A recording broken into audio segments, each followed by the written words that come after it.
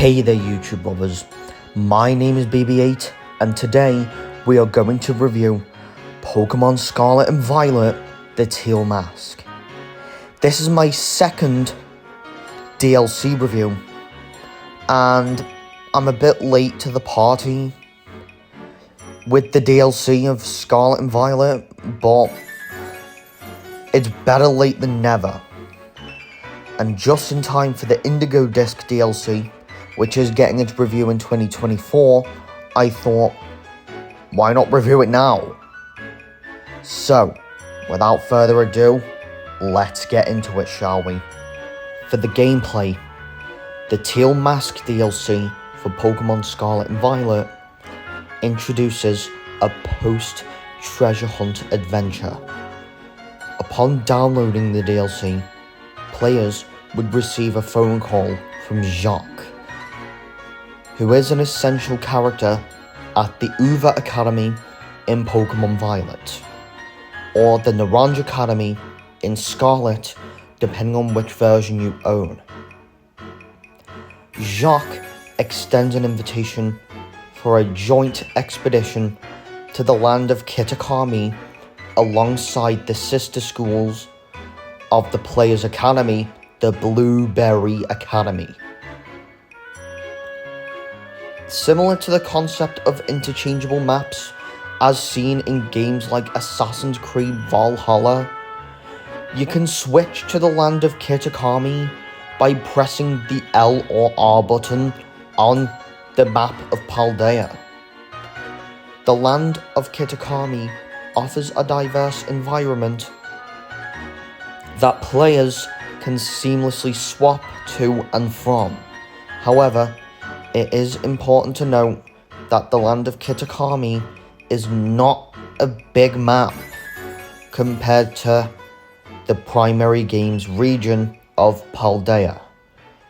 Instead, it offers a condensed yet vibrant setting for exploration. The core gameplay mechanics remain consistent with the established Pokemon Scarlet and Violet style. However, the DLC does introduce 2 new activities you can participate in. Ogre Ousting is a thrilling activity that involves riding either Koraidon or Miraidon, depending on your game version, to pop ogre-shaped balloons scattered across the landscape. Collecting berries from these balloons contributes to your score. Post-game completion allows you to revisit the mode at any time that you want, allowing players to enjoy it solo or with friends, both locally and online. And Ogre Ousting actually adds more online modes to do. And Perrin's Photography Challenge is where players encounter Perrin, a budding photographer who ventured to Kitakami in pursuit of capturing Pokemon in their natural habitat. Perrin provides a Pokemon Snap style minigame with the Timeless Woods, seeking out rare Pokemon to photograph. Enhancements to the in-game camera do include the Roto Stick, enabling wider angle shots of players and their Pokemon, along with improved Pokemon direction for picture-perfect snapshots. Additionally, photos can be taken during Union Circle sessions and can be shared among friends.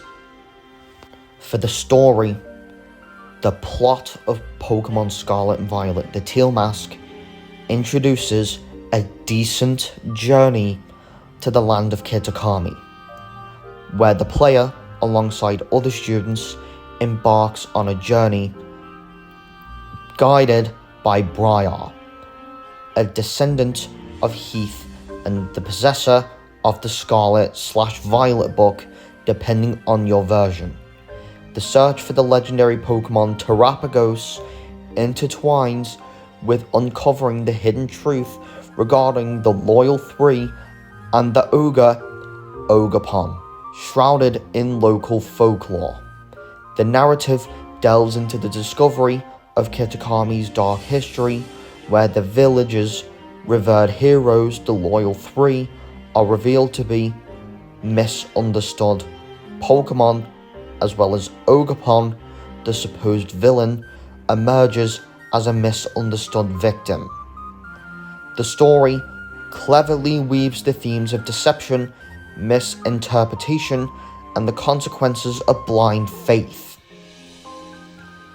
However, despite its decent storyline, the land of Kitakami may lack the depth and expansiveness as seen in the base game. While the incorporation of Japanese folklore does add depth to the world design, I just feel like the world design beyond the towns just feels a bit generic and lacks the diversity in biomes in unique areas, affecting the sense of exploration and wonder. The character dynamics and conflicts, particularly involving Carmine and Kieran, add emotional depth, unveiling personal struggles and moral dilemmas. Kieran's betrayal and subsequent redemption arc, driven by his realization and truth and desire for strength, brings layers to the storyline, and additionally, Briar's intentions to harness the energy of Kitakami's crystals for broader use add to an intriguing subplot. And the climax, featuring a resurrection of the Loyal Three, the conflict with Ogerpon, and the subsequent battles intensifies the stakes, leading to a resolution that clarifies Ogerpon's true nature. However, the resolution of the conflict between the characters, especially Kieran, might feel slightly rushed. For the summary, the gameplay, I'm going to give it a 7.5 out of 10. The gameplay experience is generally enjoyable, offering familiar mechanics from the base game. However, the persistent issues of disappearing shadows on trees and inconsistent frame rate affects the overall experience. While not inherently flawed, the graphics may fall short compared to games like Tears of the Kingdom or Metroid Prime Remastered. The graphics and the performance, I'm going to give it a 6.5 out of 10, because the performance remains a key concern carried over from the base game, encompassing issues like vanishing shadows on trees and occasional frame rate drops. And while the graphics themselves aren't terrible, they fail to match the caliber of games like Tears of the Kingdom or Metroid Prime Remastered, as well as what I've been hearing from the Nintendo Switch port of Hogwarts Legacy, since I've actually been hearing that the Hogwarts Legacy port on Switch actually does run decent. And the world building, I'm going to give it a 6 out of 10. Because the world building of Kitakami is okay, but I just feel like the overall design is somewhat generic. The lack of diverse biomes diminishes the region's uniqueness, and although the Japanese-inspired towns do offer a pleasing touch, it does lack biomes. For the story, I'm going to give it a 7 out of 10. The narrative remains a decent level, contributing to overarching the storyline of the game, without significantly surpassing or falling short of expectations.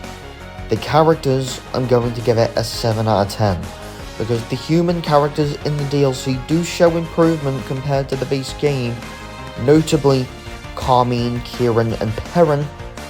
They're well developed, but others just feel a bit forgettable. The new Pokemon, I'm going to give it a 7 out of 10.